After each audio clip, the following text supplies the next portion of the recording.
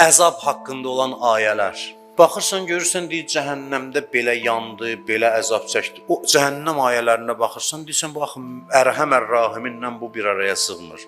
Şiddətli əzab ki, dünyada misli yoxdur. Bu yandan da deyir, rəhəmliyəm. Bilirsən, rəhmət hara, bu əzab hara? Mən belə bir şey deyə bilərəm ki, Allahın cəhənnəm haqqında bizə dedikləri təhdid deyil, xəbərdir. Yəni, məsələn, uşağa deyirsən ki, mənim övladım, mənim ürəyimin parçası, əlvi divara vuranda ağrıdır, əlvi oda salanda yandırır. Cəhənnəm əzabı insanın təbii durumudur, günahın həqiqətidir. Yəni, mən belə deyim də, deyirəm ki, özünü yandırma, yanarsan. Özünü yandırma, yanar. Amma azadsan. Azad buraxıram. Amma xahiş edirəm səndən özünü yandırma, yanarsan.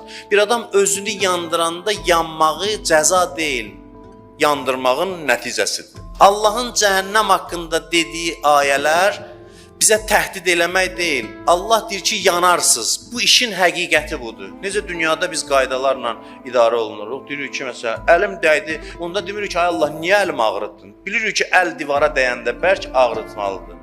Bu, o zərbənin həqiqətidir. Cəhənnəm əzabı bundan başqa bir şey deyil. Allah əksinə ancaq söndürməklə məşğuldur.